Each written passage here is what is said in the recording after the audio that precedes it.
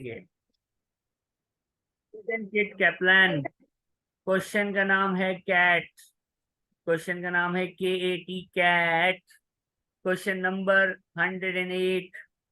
Tax planning कोई नया अलग चैप्टर नहीं है। ये बात अपने दिमाग में बिठाइए। टैक्स प्लानिंग अलग से नहीं है, ना बुक में है ना किट में है। 10 मार्क का जो सवाल आएगा ना, वो टैक्स प्लानिंग से होगा। और टैक्स प्लानिंग वही कर सकता है जिसको इंडिविजुअल और कंपनीज का टैक्स कैलकुलेट करना आता हो। अभी हम टैक्स प्लानिंग का हमने वो क्वेश्चन उठाया है जो इंडिविजुअल से एग्जामिन हुआ है। ये है कैट। आप क्वेश्चन पढ़ना, लेकिन मैं आपको पहले ओवरव्यू देता हूँ। क्वेश्चन में ये बोलता है बताओ, रिक्वायरमेंट है, कहता है बताओ कितना टैक्स बचाएगी ये बंदी। ओवरऑल टैक्स सेविंग बताओ। हमने कहा ओके, टैक्स ईयर 23 पे खत्म हो रहा है, मतलब हमारा 22-23 का टैक्स ईयर। अब बताओ कितना टैक्स बचाएगी ये आंटी, कैसे? अगर कि वो इस प्रॉपर्टी को खुद खरीद ले या किसी कंपनी के थ्रू खरीद ले। हैं, ये क्या बात हो गई? इसको मैं अब आसान करता हूँ।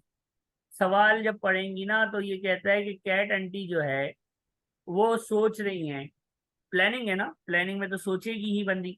वो सोच रही है कि एक रेजिडेंशियल प्रॉपर्टी लेके आगे किराए पे देना शुरू करे। यानी उसको लैंडलॉर्ड बनने का शौक है, जागीरदार बनना चाहती है। ठीक है भाई, बदमाश है, क्या कर सकते हैं, पैसा उसका, मर्जी उसकी। अब she want to be a landlord. अब लैंडलॉर्ड बन जाएगी, कोई मसला थोड़ी है। लेकिन वो कहती है कि वो अनश्योर है कि वो या तो खुद प्रॉपर्टी खरीद ले या वो एक कंपनी खड़ी करे और उस कंपनी के नाम पे प्रॉपर्टी को रजिस्टर करवाए। मतलब क्या हुआ? Scenario 1, purchase personally. Purchase personally यानी खुद प्रॉपर्टी खरीदे। जब वो खुद प्रॉपर्टी खरीदेगी तो she will be landlord by herself. और जब वो लैंडलॉर्ड होगी तो उसकी प्रॉपर्टी इनकम हम निकालेंगे। ये पहला सिनेरियो है। दूसरा है किसी कंपनी के थ्रू प्रॉपर्टी खरीद ले, वो हम इसका सेकंड सिनेरियो वो भी देखेंगे। लेकिन पहला सिनेरियो हम अज्यूम करते हैं कि आंटी ने प्रॉपर्टी को खुद खरीदा। चलो भाई, खुद खरीदा। आइए, कहने वाले ने कहा प्रॉपर्टी किराए पे देंगे, किराया मिलेगा। फिर लोन लेके प्रॉपर्टी खरीदिए तो उसमें इंटरेस्ट देंगे। फिर कुछ अदर एक्सपेंस सारे के सारे अलाउ हैं। इसके अलावा हर सूरत में ये बंदी की एम्प्लॉयमेंट इनकम भी है। फिर अगर वो कंपनी के थ्रू खरीदे, हम उसको भी नहीं पढ़ते क्योंकि अभी ने कंपनी का बाद में देखना है। आपको पता है टैक्स कैसे निकलता है? इस फॉर्मेट से निकलता है, non saving interest and dividend. There is no interest, no dividend at all. इस क्वेश्चन में हमारे पास एम्प्लॉयमेंट इनकम है, क्वेश्चन में दी हुई है, कितनी है? 60650। Am I right?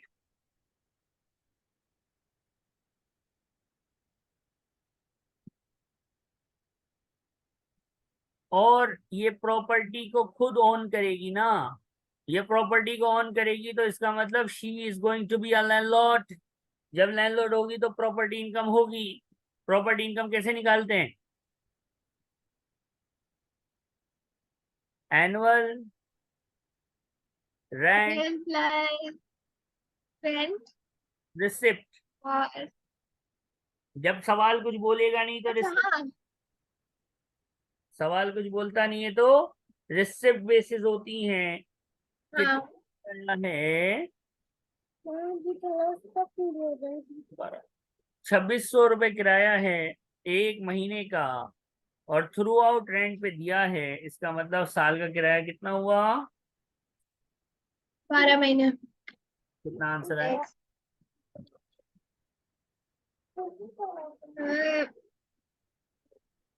31200। 1200। ये CRQ है, हमें पता है कि अगर कोई चीज अलाउ है तो जीरो लिखना है। ये देखो और ये देखो, मोर्गेज ये इंटरेस्ट, इसको क्या बोलते थे? हमने क्या नाम पढ़ा था? Interest on loan to acquire property. इसका रूल था कि ये अलाउ नहीं होता, जीरो लिखते हैं। राइट। और अदर एक्सपेंसेस के आगे उसने लिखा है ऑल अलाउड। खुद का है ना all allowed, note two and note three, और नोट वन तो हो चुका। अलाउड मतलब माइनस करना चाहिए, प्रॉपर्टी इनकम है, कर दिया। I am getting property income of how much? 26,600।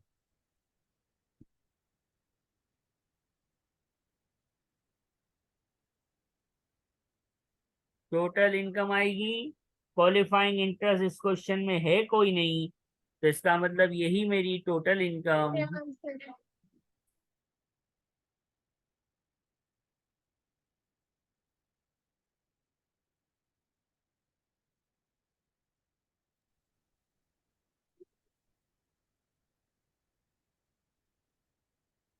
ये टोटल इनकम, ये नेट इनकम, और ये 1 लाख से कम है तो हमें पता है अब हमें टोटल के कॉलम की जरूरत इस सवाल में नहीं है, क्योंकि personal allowance is not going to reduce. याद आ रहा है कब पढ़ा था ये टॉपिक हमने? बचपन में। 12,570 is going to be the personal allowance and we are going to have our taxable income. कितनी तशरीफ लाती है? 74,680। टैक्सेबल इनकम नॉन सेविंग, कोई गिफ्टेड शिफ्टेड है नहीं, तो नॉन सेविंग पे टैक्स कैसे लगता है?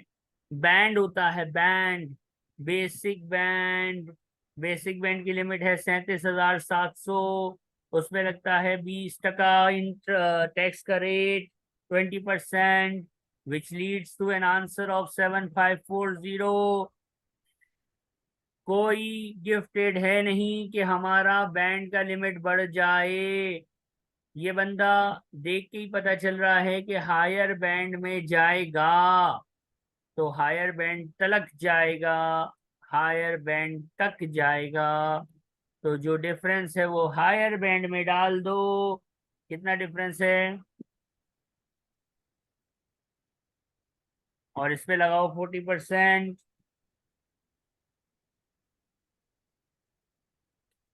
यहां तक कोई भी चीज ऐसी जो नहीं है या समझ नहीं आई? नहीं, 2 सेकंड में मैं जरा कॉपी कर लूं। कॉपी कीजिए, लेकिन कोई मसले वाली बात तो नहीं है यहाँ तक? नहीं। 1 मिनट दें, ये पूरा हो जाए फिर आप एक साथ कॉपी करें। जी आ जाता है, फिर हमें यहाँ पे 3 एडजस्टमेंट पता है। चाइल्ड बेनिफिट ऐड होता है, सवाल में कोई चाइल्ड बेनिफिट नहीं है। मैरिज अलाउंस लेस होता है, सवाल में कोई शादी या इलेक्शन ऑफ मैरिज अलाउंस नहीं है। और यहाँ पे एक चीज और लेस होती थी जो मैंने पढ़ाई है, उसका नाम याद है? रिलीफ। ये प्रॉपर्टी इनकम में पढ़ाया था। Relief on interest on loan to acquire property. क्या सिखाया था? कि ये हमेशा 20% होगा, लोन अमाउंट का, इंटरेस्ट का। इंटरेस्ट का 20% हमें रिलीफ मिलेगा। ये इंटरेस्ट अलाउड नहीं होता, प्रॉपर्टी से माइनस नहीं हो सकता, लेकिन इस इंटरेस्ट की वजह से हमें टैक्स सेविंग होती है 20% की। याद आ रहा है? ये धुंधला धुंधला सा याद आया? जी। और हमारे पास फाइनल आंसर आया, जिसको हमने बोल दिया टैक्स लायबिलिटी। इस सवाल में पेई है नहीं, तो what is the liability? It will be same as the payable. Payable और लायबिलिटी इस सवाल में सेम सेम हो गई। Any doubts? तो हमने ये नहीं। करा कि भाई ये बंदी ने लैंडलॉर्ड बन गई, खुद लैंडलॉर्ड बन गई, खुद प्रॉपर्टी एक्वायर करी, तो इसको कितना टैक्स देना पड़ेगा? 19,000, 19,932। That's it. लेकिन सवाल में हमसे ये थोड़ी पूछा है सवाल में तो पूछे टैक्स सेविंग बताओ, अगर ये या दूसरा काम करे तो कॉपी हो जाए तो बताइएगा, then we will move to the second point.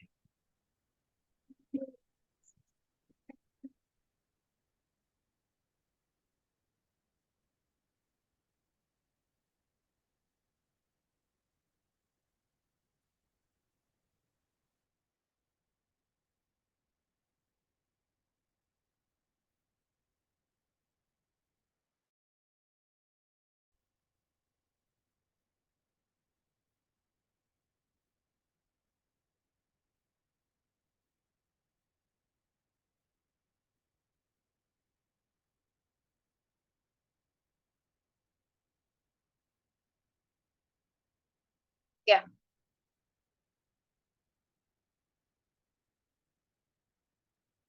अब इसका सेकंड पार्ट है ना, ये आंसर याद रखना, ये याद रखना, ठीक। ये मैं आपसे थोड़ी बात पूछूंगा। इसका सेकंड पार्ट क्या है, कहता है कि आप खुद से प्रॉपर्टी ना खरीदो, थ्रू अ कंपनी खरीदो। मतलब मतलब via company, purchase property via company.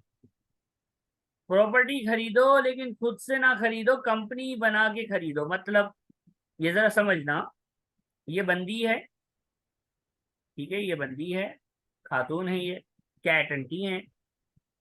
Cat aunty पहले तो खुद प्रॉपर्टी खरीद जाएंगी, अब खुद नहीं खरीदेंगी। अब कैट आंटी एक कंपनी बनाएंगी, एक कंपनी रजिस्टर्ड करेंगी, और वो कंपनी जो है ना, वो इस प्रॉपर्टी को ओन करेगी। मतलब ये जो कंपनी है ना, कंपनी, ये कंपनी है जागीरदार। This company is going to be the landlord. तो आंटी कैट कौन हुई?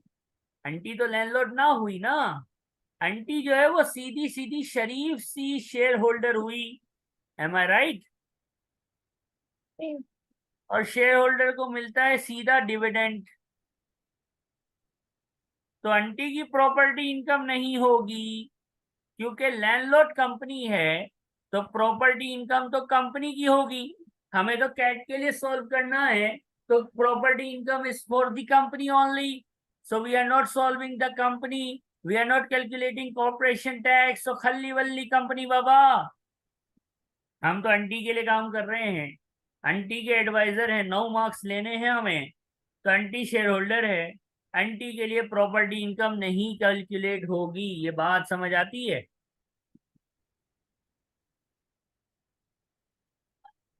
आंटी के लिए जस्ट डिविडेंड कंप्यूट होगा, जो कि लिखा हुआ भी है कि if the property is purchase via limited liability company, then the company company tax देगी, और कंपनी की मालकन यही बंदी है, तो इसी पे ये टैक्स पड़ेगा। 2774 and Cat will withdraw dividend from the company, total 6000। Company property income कमाएगी और उस पर टैक्स देगी। Cat as a individual owner of the company कितना डिविडेंड निकालेगी कंपनी से? सीधा सीधा 6000। बात समझ आ रही है? नहीं। अब देखो, कैट की नॉन सेविंग्स, वो उसकी एम्प्लॉयमेंट इनकम तो है ही ना, वो तो हर सूरत में रहनी है, क्योंकि उसको सैलरी तो मिल ही रही है। कितनी थी वो? 60। आइदर ऑप्शन, ये तो मिल रही है। लेकिन इस केस में अगर वो कंपनी खोलती है तो उसको डिविडेंड भी मिलेगा, जो कि है 6000 का। डिविडेंड पे टैक्स का रेट अलग होता है, शायद आपको याद होगा। क्या रेट्स हैं? नहीं याद है तो हम बता देंगे अभी। डिविडेंड टोटल कॉलम तो बनेगा, लेकिन उसका कोई खास काम है नहीं। क्यों? क्योंकि ये इनकम 1 लाख से नीचे नीचे है, राइट। पर्सनल अलाउंस कितना होता है?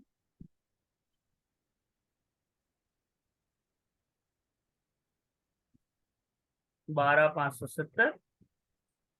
We have our taxable income, 6000 आ गई। ये जरा मुझे आंसर बताएंगे।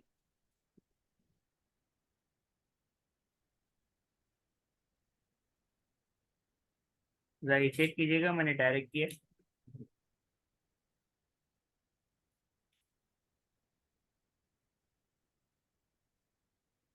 जी आपको आवाज आ रही है? जी सर, 1 मिनट में चेक कर रही हूँ। सही है। सही किया मैंने? कोई जी। कोई प्रॉब्लम यहाँ तक? कोई सवाल? नहीं। अब टैक्स, नो। टैक्स निकालें। तो टैक्स की सीक्वेंस है ना, जी। तो होता है। अब ये बंदा भी हायर बैंड है ना, हायर तक जा रही है। 1.5 लाख से नीचे है, 37,700 से ऊपर है। नॉन सेविंग बेसिक बैंड, कोई गिफ्टेड नहीं है कि बैंड की लिमिट बढ़े। ये आ गया 7540। हायर में कितना आ जाएगा नॉन सेविंग? डिफरेंस करेंगे 10,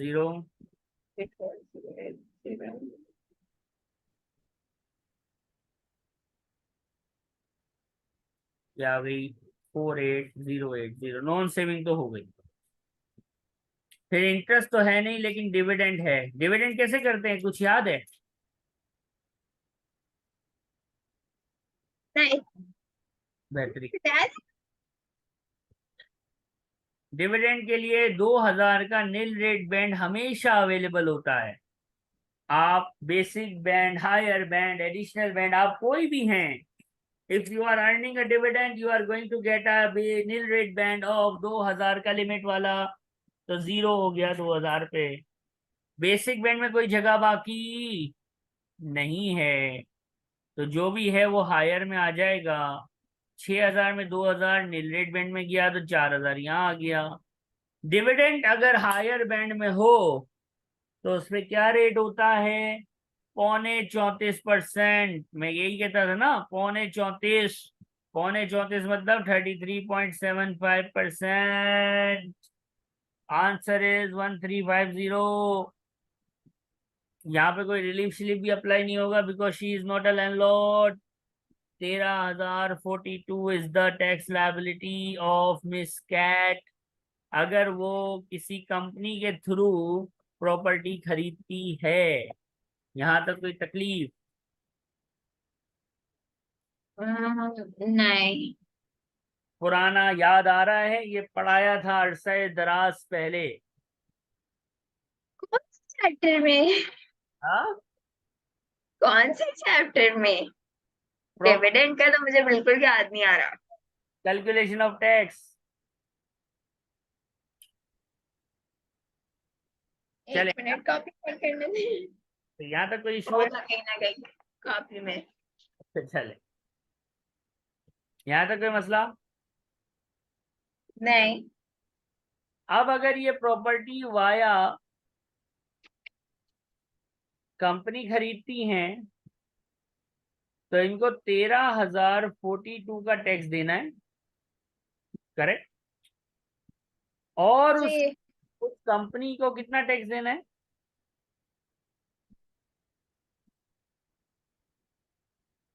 ये कंपनी की मालिक भी तो यही बंदी है ना। ये देखो क्वेश्चन में जी। 2774 का कॉर्पोरेशन टैक्स, ये अकेली मालिक है। तो कंपनी पे जो टैक्स लगेगा वो भी तो ये खुद ही देगी ना। ड्रामेबाजी ये जो भी हो रही है टैक्स बचाने के लिए, लेकिन लगेगा तो इसके ऊपर ही कि नहीं। जी। कितना आ गया ये?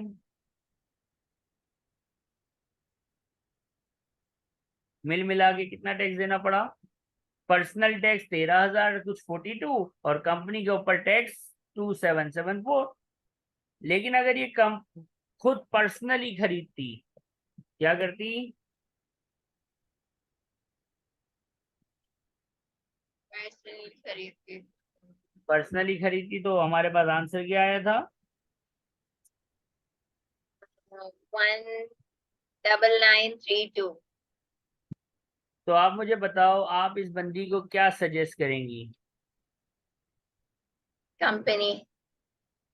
अगर हम कहें tax savings, tax savings via company काम करे तो कितना टैक्स बचेगा?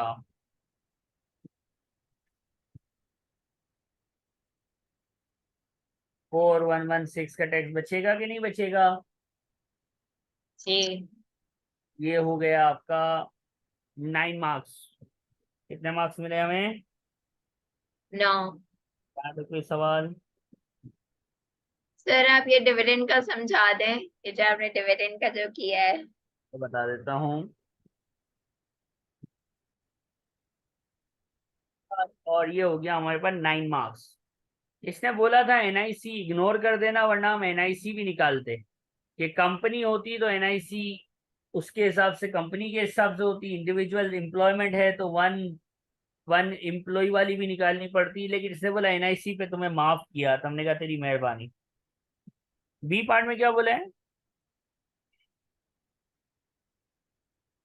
Explain one way in which the calculation of a future taxable gain on a property disposal made by the limited company would differ from the calculation of a taxable gain on a disposal made personally.